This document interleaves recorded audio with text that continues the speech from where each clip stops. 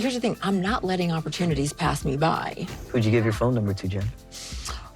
Well, it was somebody's son. Ooh, somebody's son gonna love me one day. Y'all know that song? If you don't, just know it's a good one. What's not to like about him? Yes, Jen reveals she's interested in dating Debbie's son, Julian. Even just seeing him with the care that he shows for her, I just felt his vibe. And I know some of y'all aren't really feeling Debbie right now, but I think we all can agree that she did her thing with matchmaking Jen and Julian. Well, let me not speak too soon. I'm just excited because it feels like a normal relationship. How often do we see couples that make sense on 90 Day? Exactly. Plus, Nos está contando que ella paga la renta. Ella paga todo con el dinero que yo le doy. it looks like somebody else's son isn't telling the truth when it comes to finances. Danielle and Yohan go back and forth about who pays rent. Danielle, is that true? Do you guys split things 50-50? No, the Ok. no, we don't split everything 50-50. Bueno. And after Danielle's ex Talon joins the tell-all, Yohan says he no longer wants to be with her. Pero ya no quiero estar con Daniel. Ya no tengo el mismo amor que sentía por ella. Oh, please, rethink this. It's fixable. Is it though, Debbie? Let's talk about it. Hey 90 Day fans fam, it's Melicia. I hope you are doing well. The Other Way Season 4 is officially a wrap. But before we get into Jen and Julian and Yohan and Danielle, they are a lot. I want to say draining, but words are powerful, so we're gonna stick with a lot. But anyway, before we get to them, here are a few quick updates. Gabe and his sister Monica made up after she flew all the way to Colombia to attend his wedding to Isabel, only not to show up to the wedding because she had an argument with Gabe the night before. The reason, Gabe, that I didn't show up and the reason why I was hurt was because you said to me that I'm the common denominator in all of your failed relationships. That's it? Okay, well, it hurt her feelings and her feelings are valid. But honestly, I think there might be a deeper sibling issue going on between Gabe and Monica that has nothing to do with his choice in women. That's just my thought. But one thing is clear, they love each other. And luckily, Gabe and Isabel plan on having a second wedding ceremony at some point in the States, and they would love for Monica to be a part of it. By the way, Monica is wearing the dress she was supposed to wear to Gabe's wedding in Colombia. She said, I am not letting this go to waste. She looks beautiful. I love emerald green. That is my color. All right, moving on to Mahmoud and his brother laughing as Nicole talks about going through his phone and catching him texting with a girl from China. She sells some stuff, and I was chatting for getting some stuff from here. And somehow I asked, how old are you? I know I don't ask that, but I did. What kind of TV do you like to watch? Oh, how old are you? Oh, what are you doing right now? Nicole is a different breed because... Hell no. This whole scene feels like a mom talking about catching her teenage son texting his little girlfriend. Now, I know Nicole is Mahmoud's first relationship, but just because he's a newbie to all of this doesn't make the first time he tries to flirt with another woman behind his wife's back adorable or innocent. I just said, ask you 2 questions, I should not. No, it was more than 2 questions, Mahmoud. You definitely crossed some lines there. No. Yes, it was totally inappropriate, and you know it. What kind of TV shows do you like? Oh, I watch Egyptian TV and sometimes American TV. I don't get why they think this is so funny. Like this, sometimes when we are sad, sometimes when we sad or fight, we laugh.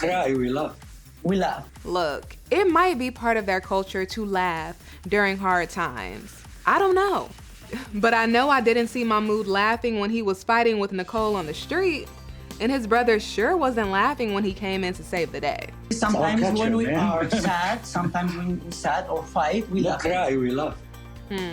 That whole conversation was just different. And then Gabe puts his 2 cents in. I think you're so scummy.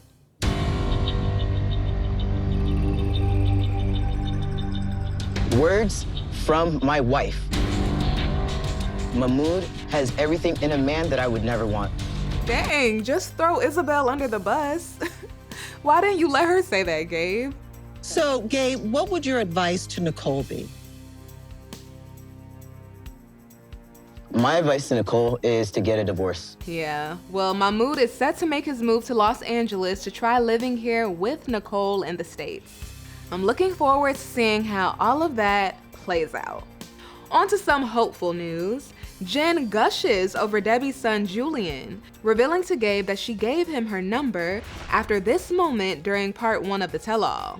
Didn't you think Jen was kind of cute and nice? Do you think she kind of was like batting her eyes at you a little bit? Well, you got my number, you can give it to her, okay? Well, apparently Debbie made something shake. I try not to get nosy into his business. Okay. But I want him to be happy and have a future. And Jen seems to be excited about getting to know Julian, saying she doesn't want to allow Rishi to make her miss out on good opportunities. What made you want to give your number to him? Like, what do you like about him? What's not to like about him? From the get-go, like even just seeing him with the care that he shows for her, I just felt his vibe. They say, get you a man who loves and knows how to treat his mama. And speaking of vibes, from what we've seen, I think Julian would also fit in nicely with Jen's family. He's an attractive guy. He's my age. Like, you know, he's probably a couple of years younger than me. But he has a career, too. Yes. Got a career. Like, just seems like a legit somebody that I could have a conversation with. Could she not have a conversation with Rishi? Ooh, I hope she was not that pressed about marrying a man she can't even talk to. I think it's good that you're testing the waters because I don't know if Rishi's the one for you. Yeah, I do feel like, to a certain extent, there is something to be said for somebody that lives in the same country and whose family doesn't already hate me. Oh, I'm happy for her. It feels good to have a new quality prospect. All right, let's talk about Yohan saying he's done with Danielle. What's up, Yohan? Danielle's ex Talon joins the tell-all, and Yohan doesn't say a word to him. The most important thing to me is that Yohan understands that it doesn't matter who I've had sex with because he is my husband and he's the person I want to be with, and no one else is a threat to that. And I want him to feel secure in that. Do you think she's still interested in you? No. What is he gonna say, yes? And make their relationship even worse? Talon is probably wondering how he even found himself on 90 Day Fiancé. As the episode moves along, Yohan, who says he's uncomfortable with Talon being in the same city with Danielle at the tell-all, gets even more upset after they play this clip of Danielle talking to Talon during the season. As soon as I made the decision that I was moving here and I got off that plane, he was like a completely different person. Being around someone that's older and more mature, I think it's gonna be huge for him. He's not as open. Yohan took that as Danielle making fun of him and calling him, quote, a little boy or something. Do they not think about the tell-all when they're filming? I would be mindful of every single word I say, or at least I would try to be, because I know if I say something messy, they're gonna play it back. Danielle says she wants Yohan to feel secure in their relationship, but to be honest, we never see her uplifting him and building him up with her words. So of course, if you have that, and then you bring an ex who seems to have it all together in the picture, Yohan's not going to feel safe. Who would? Yo, ¿cómo te explico? Yo estoy con Daniel hasta que se cumpla el contrato de la casa. Cuando se termine el contrato, ella coge su lado y yo el mío. Yohan tells Danielle as soon as their lease is up, their relationship is done. Which in my opinion is like, come on. It reminded me of high school, when people would stay in relationships for the remainder of the year because they have to see that person every day. If you want to be done, if you really want to be done, you're not going to wait for a date. And it also had me confused because Danielle claims she pays the rent. So what is he waiting for? Speaking of that, Let's get into their conversation about finances and the power struggle in their relationship. Like at any time, I will give up all control over all things. Have you said that to him before? I think that I've always asked him to be an equal partner. You know, I've always asked him. That's not you giving up control. There's a difference between equal partners and being submissive. If I don't control a thing, it doesn't get done. That's my experience with Yohan. I don't want to do all the things. I would love for him to take control over some things. But if I'm not home right now, I don't pay the rent isn't getting paid. That's tough. I'm not even gonna lie. We saw that firsthand this season when their lights went out during the middle of filming because Yohan didn't say anything about the bill and Danielle just got back in town. You didn't pay for the light? Tú necesitas. Tú sabes, yo no tengo luz hoy, y tú no dices nada? For an alpha woman, a responsible man is a turn on. And when you're not one, So I get that she wants Yohan to step up and mature in certain ways. Being fine is not just going to do it. And I'm not saying that's his only good quality. Of course not. But what I am saying is that I can see how it's hard for her to treat him like the head of the household when he isn't moving like the head of the household moves. And unfortunately, I think that trickles into a lack of respect for him in other areas. Pero Yohan, ella no está contando que ella paga la renta. Ella paga todo con el dinero que yo le doy. ¿Por qué ella no dice eso?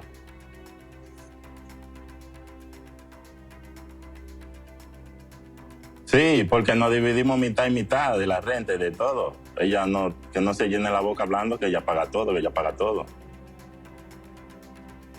Danielle, is that true? Do you guys split things 50-50? No, Okay. no, we don't split everything 50-50. Bueno. At this point, I think Yohan's feeling embarrassed. Understandably. I know they signed up to share their life with the world, but geesh. Hearing your partner tell everyone how you're missing the mark? That's tough. Danielle suggests that they go to therapy to work things out, but Yohan says he's not interested. I don't think that this relationship is really over, but I also never have any idea how he's gonna respond.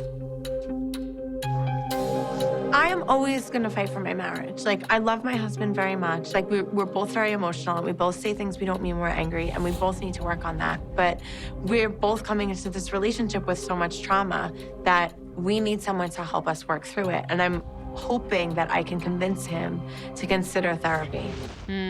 All right. That's a wrap for The Other Way.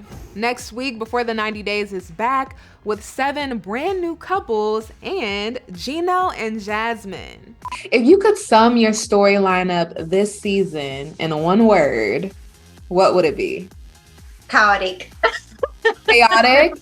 Yes. That's usual for Jasmine and Gino, from what we've seen at least. Yes, I recently spoke with Jasmine and we talked about it all. From if Gino is still clinging to those hats, what to expect this season, if she's gotten better with her temper. I have anger issues. So yeah, there is still a super jealous, controlling Jasmine. Plus her cosmetic procedures and more.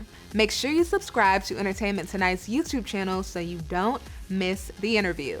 Also coming up, Debbie and I take a look back on her most memorable moments from this season.